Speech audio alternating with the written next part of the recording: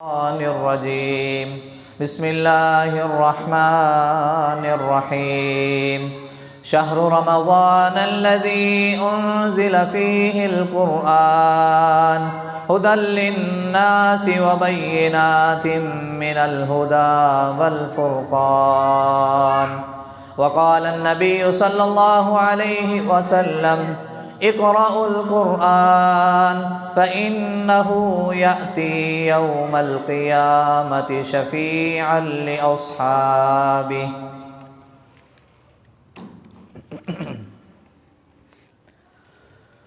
تمام قسم کی تعریفیں اس اللہ احکم الحاکمین کی ذات کے لیے ہیں۔ وہ اللہ جو ہم سب کا خالق ہے، مالک ہے، رازق ہے، داتا ہے، نفع نقصان کا مالک ہے، بگڑیاں بنانے والا ہے، موت و حیات کا مالک ہے، علی کل شیء قدیر ہے۔ بے شمار لا تعداد انگنت درود و سلام سید الاولین والآخرین، امام مجتبیٰ، امام الرسل، خاتم الانبیاء، آقائے دو جہاں، کائنات کے سردار نبی جناب محمد الرسول اللہ صلی اللہ علیہ وآلہ وسلم کی ذات اقدس کے لیے۔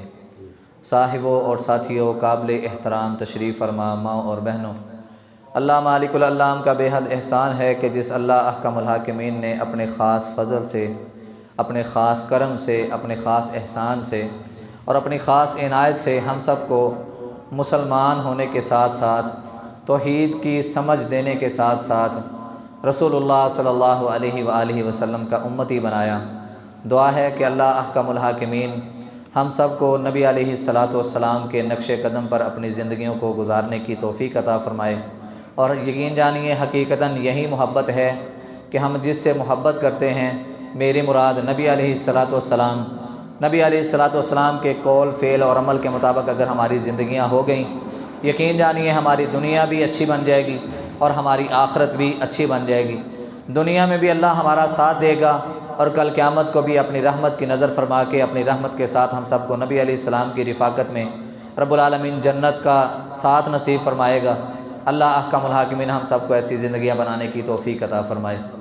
حضرات و سامعین، قرآن مجید کی سورۃ البقرہ، اس کی ایک چھوٹی سی آیت آپ احباب کے سامنے تلاوت کی ہے۔ رب العالمین اعلان کر رہے ہیں، شہر رمضان الذی انزل فیہ القرآن ھدی للناس وبینات من الھدی والفرقان۔ رب العالمین قرآن مجید کے حوالے سے بات کر رہے ہیں۔ یہ وہ عظیم کتاب کہ رب العالمین نے پہلے انبیاء پر، پہلے نبیوں پر، پہلے رسولوں پر صحیفے اتارے، کتابیں اتاریں، اور تختیوں کی صورت میں کچھ احکام الہی ان انبیاء تک پہنچائے گئے، جس کا ذکر سورۃ الاعلیٰ کے آخر میں آتا ہے۔ صحف ابراہیم و موسیٰ، ابراہیم علیہ السلام کے صحیفے، موسیٰ علیہ السلام کے صحیفے، اور موسیٰ علیہ السلام کے صحیفوں سے بات یاد آئی، وہ بھی سورۃ البقرہ کے اندر ہے کہ اللہ احکم الحاکمین نے جب موسیٰ علیہ السلام کو کوہ طور پر بلایا تھا تو وہاں پہ ان کو اپنے احکام کی چند پلیٹیں دی تھیں، چند تختیاں تھیں جن پر رب العالمین کے احکام لکھے ہوئے تھے، اور جب وہ ان پلیٹوں کو، ان احکامات کی سلیٹوں کو لے کے واپس آئے تو واپس آ کے کیا دیکھتے ہیں کہ جس قوم کو وہ توحید پر چھوڑ کے گئے تھے اور اپنا نائب مقرر کر کے گئے تھے اپنے بھائی ہارون علیہ السلام کو، ساری کی ساری قوم اس وقت شرک میں مبتلا ہو چکی ہے، ایک بچڑے کو پوج رہے ہیں۔ حضرات، بات کرنے کا مطلب یہ ہے کہ رب العالمین نے پہلی جتنی بھی کتابیں اتاریں، جتنے بھی انبیاء آئے، احکام الہی تختیوں کی صورت میں ہوں، پلیٹوں یا سلیٹوں کی صورت میں ہوں، یا صحیفوں کی صورت میں ہوں، یا کتابی شکل میں ہوں، رب العالمین نے قوموں کو خطاب کرنے کے لیے، قوموں کو واعظ کرنے کے لیے، قوموں کو نصیحت کرنے کے لیے انبیاء کو بھیجا، اور انبیاء نے رب کی پہچان کس انداز میں کروانی تھی وہ سارے کے سارے احکامات ان کے اندر درج تھے۔ حضرات، مزے کی بات یہ ہے کہ رب العالمین نے پہلے جتنے بھی نبی بھیجے، ان نبیوں پر جتنے بھی احکامات آئے، رب العالمین نے کسی ایک کتاب، کسی ایک صحیفے، کسی ایک سلیٹ یا پلیٹ کی کوئی ذمہ داری نہیں لی۔ بس اتنا کام تھا، نبی کو بھیج دیا اور نبی پر وہ احکام نازل کر دیے۔ اب آگے کام نبی کا ہے، نبی نے اپنی دعوت کا کام، اپنا مشن پورا کرنا ہے۔ جب اس نبی کی دعوت کا کام پورا ہوتا، اللہ احکم الحاکمین اس نبی کو فوت کر کے اس کی جگہ کسی اور نبی کو لے آتے۔ یہ سلسلہ چلتا چلتا محمد کریم صلی اللہ علیہ وسلم تک آیا۔ آقا علیہ الصلوۃ والسلام کو رب العالمین نے 40ویں سال میں جا کے نبوت کا اعلان کیا کہ اے نبی صلی اللہ علیہ وسلم، اے محمد صلی اللہ علیہ وسلم، ہم نے آپ کو نبوت کے لیے چنا ہے۔ اللہ احکم الحاکمین نے نبی علیہ الصلوۃ والسلام کو بھی دوسرے انبیاء کی طرح، دوسرے پیغمبر اور رسولوں کی طرح آقا علیہ الصلوۃ والسلام کو بھی ایک کتاب عنایت کی جس کا نام آج ہم لیتے ہیں القرآن المجید۔ یہ کتاب رب العالمین نے اتاری، کس مہینے میں اتری؟ رب العالمین خود ہی اس کا جواب دے رہے ہیں، اس کا اعلان کر رہے ہیں۔ شہر رمضان الذی انزل فیہ القرآن، 11 مہینے گزرتے ہیں، 12واں مہینہ بڑا افضل ہے، اس کی ایک ایک گھڑی، اس کا ایک ایک لمحہ اللہ کی رحمت سے، اللہ کی مہربانی سے، اللہ کی شفقت سے، اللہ کی مغفرت سے بھرا ہوا ہوتا ہے۔ رب العالمین نے 11 مہینوں میں سے 12 مہینوں میں سے ایک مہینے کا انتخاب کیا، رمضان کا مہینہ آیا۔ رمضان المبارک کے مہینے میں رب العالمین نے اس عظیم ترین کتاب کو اتارا۔ پورے انبیاء کی کتابیں، صحیفے، کتب جتنے بھی ہیں، رب نے کسی کی ذمہ داری نہیں لی۔ یہ کتاب اتری تو رب العالمین نے اعلان کر دیا، انا نحن نزلنا الذکر وانا لہ لحافظون، ہم اس کتاب کو اتارنے والے ہیں اور اس کی حفاظت کی ذمہ داری بھی ہماری خود کی ہے۔ حضرات، اتنی معزز کتاب، اتنے درجے والی کتاب، اور آقا علیہ الصلوۃ والسلام سارے نبیوں کے بعد آ رہے ہیں۔ رب العالمین نے اعزاز، انعام اور آقا علیہ السلام پر جو احسان کیے وہ سب سے عظیم اور سب سے اعلیٰ، آقا علیہ الصلوۃ والسلام کو فضیلتیں عطا کر دی گئیں، یہ کتاب دی گئی۔ یہ کتاب ہی بڑی فضیلتوں والی، جس کی حفاظت کی گارنٹی، ذمہ داری رب العالمین خود لے رہے ہیں۔ اور یہ جس مہینے میں اتر رہی ہے وہ مہینہ سب سے افضل، اور جس رات میں یہ اتاری جا رہی ہے، انا انزلناہ فی لیلۃ القدر، یہ رمضان کے مہینے میں اس کا انتخاب کیا گیا، اور رمضان کے مہینوں کی راتوں میں سے ایک رات جو ہم آخری عشرے میں 5 طاق راتیں گزارتے ہیں نا، ان 5 طاق راتوں میں ایک رات جس کو لیلۃ القدر کہا جاتا ہے، یہ وہ لیلۃ القدر ہے جس کے متعلق قرآن نے اعلان کیا، نبوت والی زبان نے اعلان کیا، لیلۃ القدر خیر من 1000 شہر، ایک بندہ 1000 مہینے لگاتار مسلسل عبادت کرتا رہے، اور ایک یہ بندہ کہ جس کو یہ ایک رات نصیب ہو جائے، خیرن، یہ اس بندے سے بہتر ہے۔ اس بہترین رات میں، اس معزز رات میں، اس محترم رات میں، جس رات میں رب العالمین نے اتنے بڑے اجر کو سمایا ہوا ہے، سمیٹا ہوا ہے، اس بہترین رات میں رب العالمین نے اس قرآن کے اتارنے کا سلسلہ شروع کیا، اور کیا اعلان کیا؟ شہر رمضان الذی انزل فیہ القرآن، یہ وہ بابرکت مہینہ رمضان کا ہے کہ جس میں ہم نے قرآن کو اتارا۔ اب اس قرآن کے اندر ہمارے لیے کیا ہے؟ یہ کتاب اتاری گئی، اس کا سبب کیا ہے؟ یہ کتاب ہمیں کیا کیا فائدے دے سکتی ہیں؟ رب العالمین کہتے ہیں ھدی للناس، یہ لوگوں کے لیے ہدایت ہے۔ یہ لوگوں کے لیے کیا ہے؟ ہدایت ہے۔ ھدی للناس وبینات من الھدی والفرقان، رب نے اس کتاب میں ایسے ایسے واقعات رکھے ہیں، رب نے اس کتاب کے اندر ہمارے لیے ایسے ایسے اسباق رکھے ہیں کہ یہ کتاب کو پڑھنے والا حق میں اور باطل میں فرق واضح کر سکتا ہے کہ حق کیا ہے اور باطل کیا ہے۔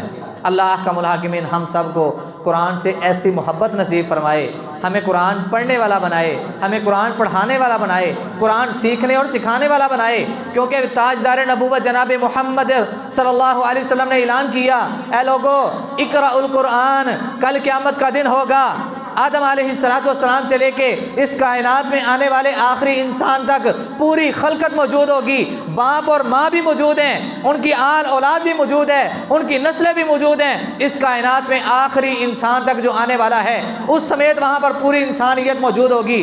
ہر انسان اس دن پریشان ہوگا اور یہ کہہ رہا ہوگا یوم یفر المرء من اخیہ وامہ وابیہ وصاحبتہ وبنیہ، کاش کہ آج مجھے بچا لیا جائے، میرے بدلے میرے ماں باپ کو جہنم میں ڈال دیا جائے، میرے بیوی بچوں کو جہنم میں ڈال دیا جائے، ایون کہ پوری کائنات کو اٹھا کے جہنم کا ایندھن بنا دیا جائے، آج مجھے بچا لیا جائے۔ ہر انسان کو اس دن نفس و نفسی کا عالم ہوگا، انبیاء پریشان ہوں گے، کوئی رب کی عدالت میں جا کے یہ کہنے کے لیے تیار نہیں ہوگا کہ اللہ دن بڑا سخت ہے، اے اللہ مشقت ہے، اے اللہ حساب و کتاب کا معاملہ شروع کر دیا جائے۔ آخر میں لوگ جائیں گے نبی علیہ السلام کے پاس، آقا علیہ السلام اللہ کے ہاں سر بسجود ہوں گے، سجدہ کریں گے، تو اللہ احکم الحاکمین نبی علیہ السلام کی بات کو سننے کے بعد حساب و کتاب کا معاملہ شروع ہوگا۔ حضرات وہاں پہ کوئی کسی کے کام نہیں آنے والا، کوئی کسی کے کام نہیں آنے والا۔ آج ہم کہتے ہیں نا تو جنت سے چلا گیا تو سیدھے آپ ہی چلے جائیں گے. کہاں سے دلیل لے لی؟ قرآن کی آیتوں کا یہ مذاق ہے، نبی علیہ السلام کے فرامین کا یہ مذاق ہے. کوئی کسی کے ساتھ نہ جنت میں جانے والا، نہ کوئی کسی کو جہنم میں لے جانے والا. کل قیامت کا دن ہوگا. آج ہم شیطان کے پیچھے لگ کے کتنے کتنے گناہ کر لیتے ہیں. قرآن نے اعلان کیا، سورۃ یاسین کو کبھی پڑھیں، اس کو ترجمے کے ساتھ پڑھیں. اللہ احکم الحاکمین کہتے ہیں کل قیامت کا دن ہوگا، شیطان کی پیروی کرنے والے، شیطان کے پیچھے لگ کے گناہوں کے دلدل میں اپنی زندگی گزارنے والے، کل قیامت کا دن ہوگا، مجرم بنا کے جب پیش کیے جائیں گے، اللہ احکم الحاکمین کہیں گے میں ان کو کہوں گا کیا میں نے کہا نہیں تھا، کیا میں نے تم سے کہا نہیں تھا کہ یہ تمہارا دشمن ہے. ان اعبدونی ھذا صراط مستقیم، میری عبادت کرنا یہ سیدھا راستہ ہے. وَلَقَدْ أَضَلَّ مِنْكُمْ جِبِلًّا كَثِيرًا افلم تکونوا تعقلون، تم سے پہلے بھی کئی لوگوں کو یہ گمراہ کر چکا ہے، کیا تم عقل نہیں رکھتے؟ کل قیامت کو یہ انسان اپنے اس گناہوں کو شیطان پر تھوپے گا، شیطان کو بھی حاضر لائن کیا جائے گا. شیطان کہے گا میں نے تو صرف اس کے ذہن میں ایک بات ڈالی تھی، عملی شکل تو اس نے خود اختیار کی تھی، اپنی جان کا دشمن یہ خود ہے. اللہ کا الحاکمین پھر اس موقع پر اس انسان کو دوبارہ وہ سارا معاملہ رپیٹ کروائیں گے، یاد کروائیں گے.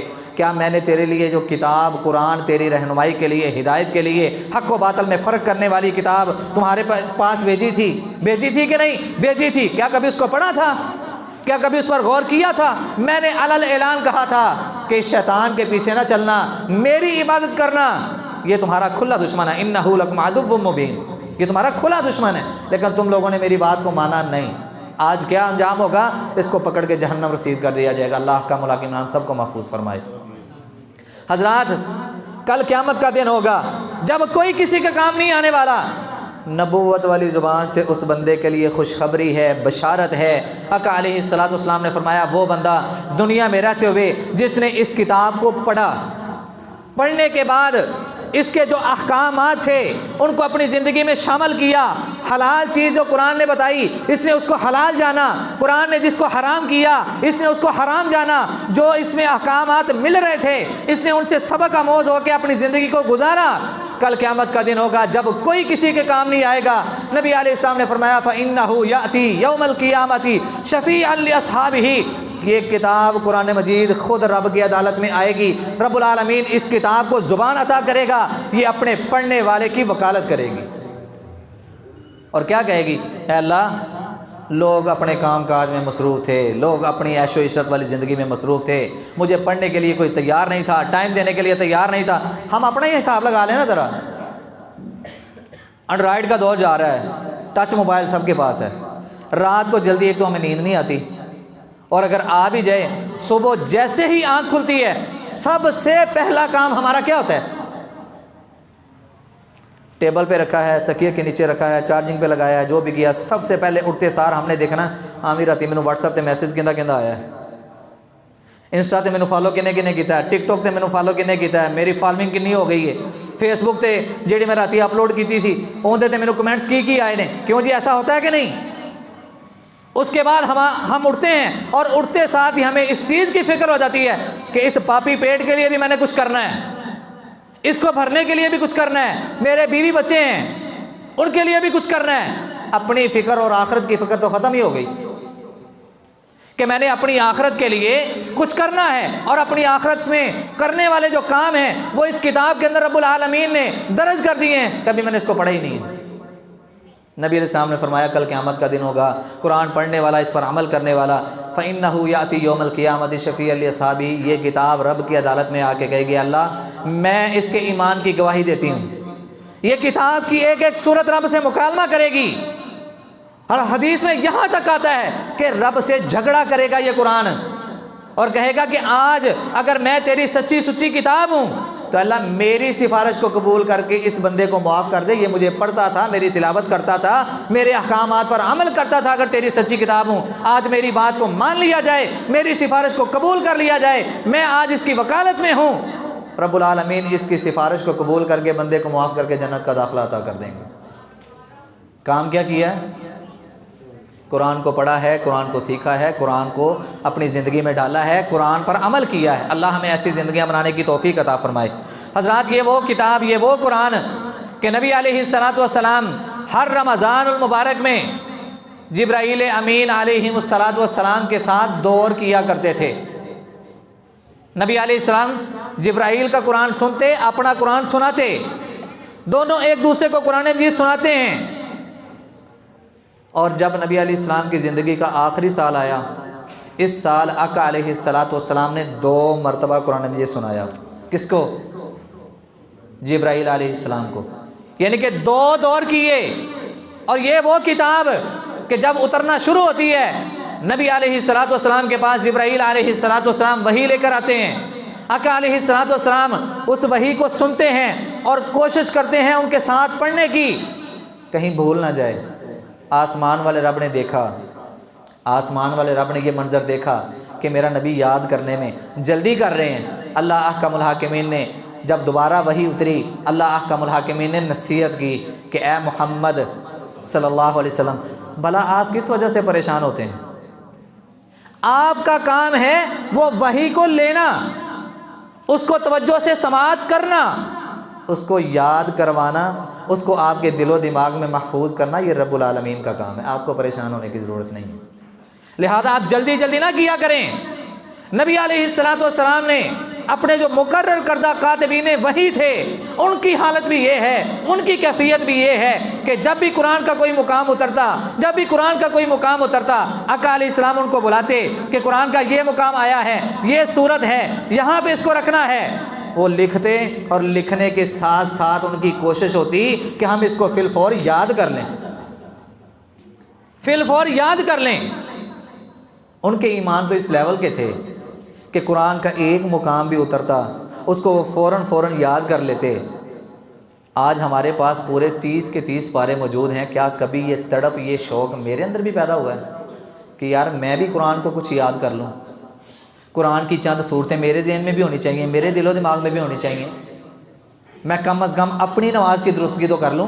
میں نماز کے اندر کھڑا ہوتے بچپن سے لے کے آج تک صرف ایک صورت کا رٹا لگایا میں نے، قل هو اللہ احد اللہ الصمد لم یلد ولم یولد ولم یکن لہ کفوا احد، وہ بھی مجھے صحیح تلفظ سے آتی ہے کہ نہیں آتی؟ میں کچھ چند صورتیں کسی حافظ کسی قاری کے پاس بیٹھ کے اپنی صورتیں ہی سیدھی کر لوں؟ کیا کبھی اس طرح کی سوچ آئی ہے؟ حضرات اس قرآن سے محبت کریں گے، اللہ آپ سے محبت کرے گا۔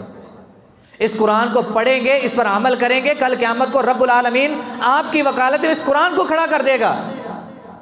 یہ لالچ، یہ امید، یہ طمع رب العالمین نے کافروں کے لیے نہیں رکھی، مسلمانوں کے لیے، وہ تو اس کے منکر ہیں۔ اور ہم اسلام والے ہو کے، کلمہ گو ہو کے، لا الہ الا اللہ محمد الرسول اللہ صلی اللہ علیہ وسلم کا اقرار کرتے ہوئے آج ہم قرآن سے کوسوں دور ہیں۔ اللہ ہمیں قرآن کی قرابت نصیب فرمائے، اللہ ہمیں قرآن پڑھنے پڑھانے والا بنائے۔ حضرات یہ کتاب، یہ قرآن، یہ اللہ کی کلام ہے۔ کس کی کلام ہے؟ اللہ کی کلام ہے۔ وَإِنَّهُ لَتَنزِيلُ رَبِّ الْعَالَمِينَ نَزَلَ بِهِ الرُّوحُ الْأَمِينُ عَلَىٰ قَلْبِكَ، کس کے دل پر اترا ہے؟ جس کے دل پر اترا ہے محمد کریم صلی اللہ علیہ وآلہ وسلم۔ سارے نبیوں کے بعد آ رہے ہیں، رب نے ان کو مقام اور مرتبہ سب سے زیادہ دے دیا ہے۔ جس مہینے میں یہ اتر رہا ہے وہ مہینہ سب سے افضل ہو گیا۔ جس فرشتے کے ذریعے رب العالمین اس کو اتار رہے ہیں وہ فرشتہ سارے فرشتوں سے اعلیٰ، اور اتارنے والی ذات سب سے اعلیٰ۔ یہ کلام اللہ ہے۔ اگر ہم اس کو کلام اللہ تصور کر کے پڑھیں گے تو یقین جانیے اس کے ایک ایک حرف میں ہمارے لیے شفا ہے، اس کے ایک ایک حرف میں ہمارے لیے ہدایت ہے۔ اللہ احکم الحاکمین ہمیں اس کو پڑھنے کی توفیق عطا فرمائے۔ قرآن مجید بے مثال کتاب ہے، اس جیسی کتاب کوئی ہے ہی نہیں۔ جس طرح کہ انبیاء علیہ السلام پر صحیفے نازل کیے گئے، کتابیں نازل کیے گئے، ورق نازل کیے گئے، کسی نبی کو چند لوگوں کے پاس، کسی کو قبیلے کے پاس، کسی کو قوم کے پاس، کسی کو چند لوگوں کے پاس ان کی وعظ و نصیحت کرنے کے لیے احکامات اتنے دے کے رب العالمین بھیجتے گئے۔ یہ کتاب ایسی ہے کہ ہر دور میں جب اس کو کوئی پڑھنے والا پڑھے گا نا تو اس کو یوں ہی لگے گا جیسے آج ہی یہ رب کے احکام اترے ہیں، جیسے یہ آج میرے لیے ہی اتری ہے۔ اس کے جو احکامات ہیں تر و تازہ ہی لگ رہے ہیں جب اس کو انسان پڑھے گا۔ اور بے مثال اس لیے ہے کہ رب العالمین نے اس میں کافروں کو بھی، مسلمانوں کو بھی، آگ کے پجاریوں کو بھی، سورج کے پجاریوں کو بھی، ہر قسم کے عقیدے رکھنے والے لوگوں کی رہنمائی کی ہے۔ اور آخر میں سبق کیا ہے؟ کہ اپنے عقیدوں کی اصلاح کر لیں، ایک رب کے ماننے والے بن جائیں، ایک رسول کی اطاعت کرنے والے بن جائیں، تمام انبیاء کی جو تکذیب کرتے ہو ان سے باز آ جائیں، انبیاء پر ایمان لانا شروع کر دیں، مرنے پر ایمان لانا شروع کر دیں، قبر اور جہنم پر جنت پر ایمان لانا شروع کر دیں، تمہاری تقدیر بدل جائے گی۔ یہ سارے سبق ہمیں کس نے دیے ہیں؟ بولے ہیں اس قرآن نے، اس قرآن نے۔ تبھی تو رب العالمین نے کہا ھدی للناس، یہ لوگوں کے لیے کیا ہے؟ ہدایت ہے۔ حضرات وقت تھوڑا ہے، بات مختصر کرتا ہوں، بات سمجھاتا ہوں۔ آج ہم مسلمان ہیں، کلمہ پڑھتے ہیں اور نمازیں بھی پڑھتے ہیں، سارے نیک کام کرنے کی کوشش کرتے ہیں، اللہ ہمیں ریاکاری سے بچائے اور ہمارے عملوں کو قبول کر لے۔ ایک نا پوائنٹ والی بات اگر آپ اگر توجہ کریں، اگر آپ لوگوں کا ساتھ ہوگا تو بات سمجھانا ذرا ایزی ہو جائے گا۔ اس کتاب کو کیا آج ہم نے اتنا غور دیا ہے؟ کبھی ہم نے اتنی گہرائی میں جا کے اس کتاب کو پڑھا ہے، اس پر تدبر کیا ہے، اس پر غور و فکر کیا ہے؟ ہم مسلمان ہیں اور کئی تو ایسے ہیں ماشاءاللہ پورے سال میں کئی قرآن مجید پڑھ جاتے ہیں، لیکن زندگی جہاں پہ تھی وہیں پر ہے، حالات چینج نہیں ہوئے، تاثرات چینج نہیں ہوئے، کردار اور اخلاق چینج نہیں ہوئے۔ حالانکہ اماں جی عائشہ رضی اللہ تعالی عنہا طیبہ طاہرہ، اللہ ان کی قبر پر کروڑ ہاں رحمت نازل فرمائے، سارے آمین کہہ دیں۔ اماں جی عائشہ رضی اللہ تعالی عنہا سے کسی نے سوال کیا تھا، اے اماں جان بتائیے نبی علیہ الصلوۃ والسلام کا اخلاق کیسا تھا؟ لفظ کیا ہے؟ اخلاق، اخلاق نہیں، لفظ کیا ہے؟ اخلاق۔ آقا علیہ السلام کا اخلاق کیسا ہے؟ تو اماں جی عائشہ رضی اللہ تعالی عنہا نے بجائے اس کے کہ جواب دیں ان سے سوال کیا، اتقرأ القرآن، کیا تو نے قرآن نہیں پڑھا؟ کان خلقہ القرآن، آقا علیہ الصلوۃ والسلام کا اخلاق پورا قرآن آقا علیہ السلام کا اخلاق ہے۔ قرآن کو پڑھو تو صحیح۔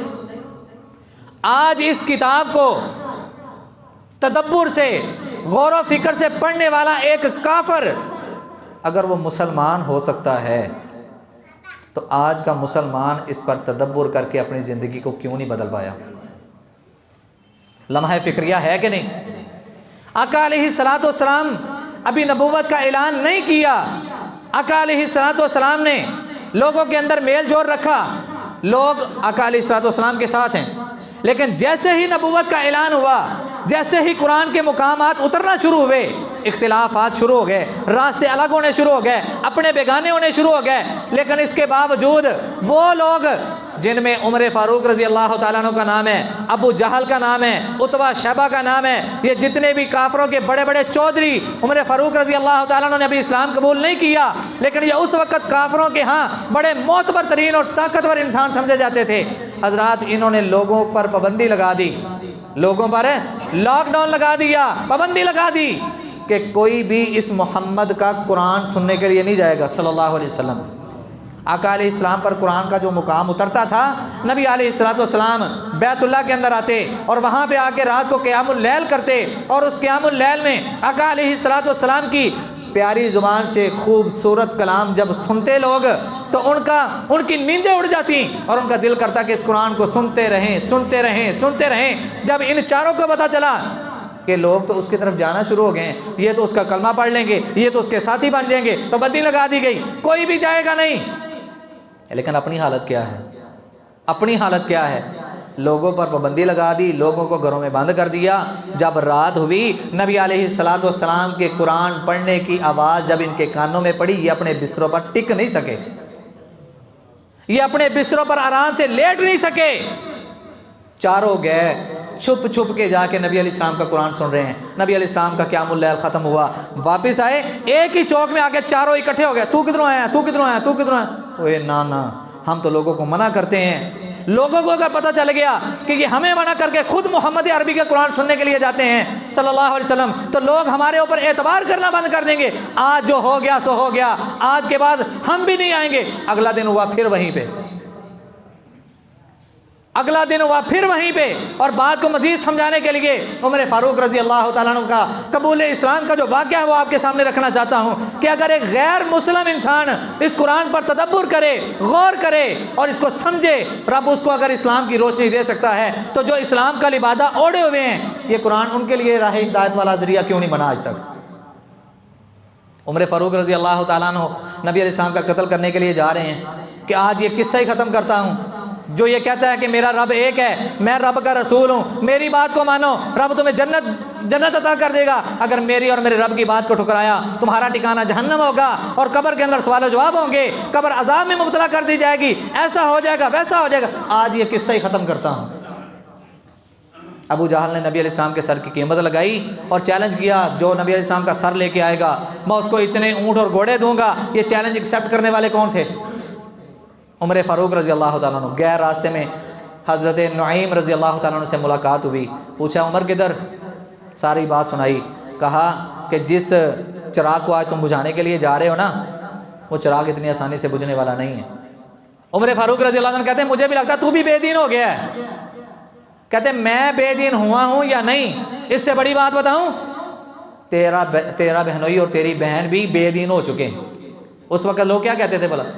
جس نے نبی علیہ السلام کے دین کو اپنا لیا وہ اپنے باپ دادا کے دین سے پھر گیا، مطلب اس کو لوگ بے دین کہتے تھے، ہماری زبان میں اس کو سمجھ لیں غدار۔ بات سمجھ آ رہی ہے؟ مرتد ہونا۔ اچھا وہ بھی بے دین ہو گئے، وہیں سے اپنے گھوڑے کو ادھر کو دبایا بگایا، جا کے بہن کو مارا، اپنے بہنوئی کو مارا، ان کو زخمی کیا، اور اس کے بعد جب تھوڑا سا غصہ ٹھنڈا ہوا، باہر کھڑے ہوئے تھے نا تو تھوڑے سے قرآن کے الفاظ سنے تھے، کہتے ہیں اچھا مجھے یہ بتاؤ کہ جو تم پڑھ رہے تھے وہ ذرا مجھے بھی تو دکھاؤ، میں بھی تو پڑھوں، دیکھو تو صحیح آخر اس میں ایسا سبق کیا ہے۔ بہن کہتی ہے تو ابھی ناپاک ہے، تو ابھی کیا ہے، غسل کرو جا کے۔ پہلے غسل کروایا گیا، اس کے بعد آئے سورۃ طٰہٰ کی ابتدائی چند آیات اتری تھیں۔ عمر فاروق رضی اللہ تعالیٰ نے وہ صحیفہ، وہ ورق، وہ پیج اپنے ہاتھ میں پکڑا ہے، اور جیسے جیسے پڑھتے جا رہے ہیں دل کی کیفیت بدلتی جا رہی ہے، اور جتنی وہ آیات اتری تھی جب وہ پڑھی تو اس کے بعد کیا کہتے ہیں، مجھے بھی محمد عربی کے پاس لے جاؤ صلی اللہ علیہ وسلم، اور میں بھی کلمہ پڑھ کے ان کا مرید بننا چاہتا ہوں۔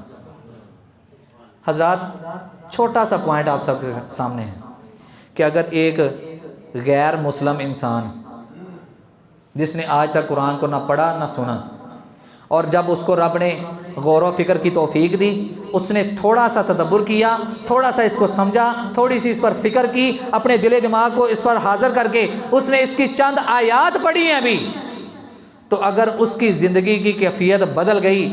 ہم بچپن سے لے کے آج تک 60 سال 70 سال 80 سال زندگی گزار چکے ہیں، ہمارے دلوں کی کھیتی آج تک کیوں نہیں بدلی؟ وجہ یہی ہے کہ ہم قرآن کو پڑھتے تو ہیں لیکن کبھی غور سے نہیں پڑھا، کبھی ہم نے تدبر ہی نہیں کیا، کبھی ہم نے اس کو سمجھنے اور سیکھنے کی زحمت ہی نہیں کی، کبھی ہم نے یہ جاننے کی کوشش ہی نہیں کی۔ ذالک الکتاب لا ریب فیہ ھدی للمتقین کا معنی کیا ہے کہ اگر رب العالمین نے یہ کہا ہے یہ ایسی کتاب ہے کہ جس میں شک کی ایک رتی بھی موجود نہیں ہے، ھدی للمتقین، یہ متقین کے لیے ہدایت کا سرچشمہ ہے، ہدایت کا ذریعہ ہے۔ میں نے کبھی یہ جاننے کی کوشش نہیں کی کہ رب نے اس کو متقین کے لیے ہدایت کا ذریعہ تو بنایا، متقین کے اندر کون سی ایسی صفتیں ہیں، کون سی ایسی خوبیاں ہیں جن کی بدولت رب نے بندے کو متقی کہا ہے۔ میں ان خوبیوں کو اپنے اندر پیدا کر لوں، ان کوالٹی اور صفتوں کو اپنے اندر پیدا کر لوں، اور میں اپنا محاسبہ کروں میں متقی ہوں بھی یا نہیں ہوں۔ کب پتہ چلے گا؟ یہ ساری باتوں کا آئیڈیا، یہ ساری باتوں کا پتہ ہمیں کب چلے گا؟ جب ہم اس قرآن کو تدبر سے پڑھیں گے۔ نبی علیہ السلام نماز فجر پڑھاتے تھے، اور فجر کی نماز پڑھانے کے بعد آقا علیہ السلام اپنا چہرہ انور صحابہ کرام کی طرف موڑتے، اور چند باتیں ہوتی وہاں پہ۔ ان باتوں میں سے ایک بات یہ ہے کہ نبی علیہ السلام صحابہ سے پوچھتے آج رات کسی کو خواب تو نہیں آئی؟ اگر کسی کو خواب آتی وہ نبی علیہ السلام کو خواب سناتے، آقا علیہ السلام اس کی تعبیر کر دیتے۔ اس طرح کچھ مسائل کی بات چیت بھی ہوتی۔ نبی علیہ السلام نے ایک دن نماز پڑھائی اور آقا علیہ السلام نے فرمایا کیا تم میں سے کوئی انسان یہ چاہتا ہے کہ وہ یہاں پہ آ کے با جماعت نماز ادا کرے؟ فجر کی بات ہو رہی ہے، با جماعت نماز ادا کرے، اور جب وہ نماز ادا کر کے واپس اپنے گھر جائے اس کو ایک ایسی عظیم خوشخبری سنائی جائے کہ جس کو سن کے وہ باغ باغ ہو جائے۔ وہ خوشخبری کیا ہے؟ نبی علیہ السلام نے فرمایا جو بندہ یہاں پہ آ کے فجر کی نماز پڑھے، اور فجر کی نماز پڑھنے کے بعد قرآن کی ایک آیت کو توجہ سے، غور و فکر سے، تدبر کرتے ہوئے، اس کو سمجھتے ہوئے اس کو سماعت کرے، اللہ احکم الحاکمین اس کو ایک سرخ حاملہ اونٹنی جتنا ثواب عطا کریں گے۔ یا یوں سمجھ لیں کہ اللہ احکم الحاکمین نے اسے وعدہ کر لیا کہ تیرے دروازے پر وہ ایک سرخ حاملہ اونٹنی کھڑی ہے. اور یہ سرخ کا ورڈ جمعے میں بھی بولا جاتا ہے. نبی صاحب نے فرمایا جو سب سے پہلے آیا اللہ اس کو ایک سرخ اونٹ کی قربانی کا, اور یہاں پہ بھی سرخ اونٹنی کی بات ہوئی ہے. وجہ کیا ہے؟ عرب کے اندر آج بھی یہ سرخ کلر کا اونٹ ہے یا اونٹنی ہے, نر ہے یا مادہ ہے, یہ بڑے مہنگے داموں بیچے جاتے ہیں. تو اللہ احکم الحاکمین نے ایک آیت پر غور و فکر کرنے پر, ایک آیت کو سمجھنے پر, اس پر تدبر کرنے پر امت محمدیہ صلی اللہ علیہ وسلم کے ہر فرد کے لیے یہ اعلان کر دیا کہ ایک آیت کو غور و فکر سے سن لو, غور و فکر کر لو, اس کو سمجھ لو. تمہارے لیے انعام کیا ہے؟ ایک سرخ اونٹنی, وہ بھی حاملہ. اور اگر اس نے 2 سن لی ہیں تو 2, اگر 3 سن لی ہیں تو 3. جتنی آیات یہ سنتا جا رہا ہے, نبوت والی زبان سے اس بندے کے لیے گارنٹی ہے. کرنا کیا ہے؟ قرآن کا جو بھی مقام سننا ہے. آج ہمیں یہ آیت تو یاد ہے, وَإِذَا قُرِئَ الْقُرْآنُ فَاسْتَمِعُوا لَهُ وَأَنصِتُوا لَعَلَّكُمْ تُرْحَمُونَ. جب قرآن پڑھا جائے تو اس کو غور و فکر سے سننا تاکہ تمہارے اوپر رحم کیا جائے. یہ تو ہمیں یاد ہے, لیکن غور و فکر کرنا کن نے؟ ہم نہیں کرنا ہے نا, ہم نے ہی کرنا ہے. اور اس پر غور و فکر کرنے میں یقیناً ہمارے لیے یہی فائدہ ہے. اللہ احکم الحاکمین ہم سب کو قرآن سے سچی اور سچی محبت نصیب فرمائے. نبی علیہ الصلوۃ والسلام نے فرمایا قرآن پڑھنے والا, قرآن پڑھانے والا, آج ہماری نظر میں وہ بندہ بڑا عظیم ہے, بڑا اعلیٰ ہے, بڑا اچھے منصب والا ہے, جس کے پاس گاڑی ہو, جس کے پاس اچھا بنگلہ ہو, جس کی اچھی ٹھاٹ باٹ ہو, جو کاٹن اور لٹھے کا سوٹ پہن کے, نیچے بھائی چاولہ کی جوتی پہن کے یا باٹا کی جوتی پہن کے, اور پرفیوم اور عطر اس نے بڑا اچھا لگایا ہو, اور جب وہ گزرے تو لوگ اس کو سلام کریں, دائیں بائیں سے سلام ہو رہا ہو آگے. ہماری نظر میں وہ بندہ بڑا معزز ہے, بڑا بہترین ہے, بڑا اعلیٰ بندہ ہے. نبی علیہ الصلوۃ والسلام نے اس کو اعلیٰ نہیں کہا. ہاں یہ اعلیٰ ہو سکتا ہے اگر اس کے اندر بھی یہ آپشن آ جائے. وہ کون سی ہے؟ نبی علیہ السلام نے فرمایا خیرکم من تعلم القرآن وعلمہ. او لوگو, اگر بہترین بننا چاہتے ہو رب کی نظر میں, دنیا کی نظر کی کیا بات ہے, دنیا آج تمہاری تعریفیں کرنے کی, کل یہی تمہیں اٹھ کے باتیں کرنا شروع ہو جائیں گے. اگر رب کی نظر میں اپنے آپ کو معزز, محترم اور عزت والا بنانا چاہتے ہو تو نبی علیہ السلام نے پوائنٹ دے دیا, خیرکم من تعلم القرآن وعلمہ. تم میں سے بہترین شخص وہ ہے جو قرآن کو سیکھتا ہے اور دوسروں کو سکھاتا ہے. کیوں جی بہترین لوگوں میں اپنے آپ کو شامل کرنا ہے؟ سارے انشاءاللہ بول لیں, سارے ایک مرتبہ پھر بول لیں. اے اللہ یہ سارے تیرے بندے بیٹھے ہیں, اس میں سفید بالوں والے, کالے بالوں والے, بچے بھی بیٹھے ہیں. اے اللہ سب کی زندگیوں میں برکت عطا فرما.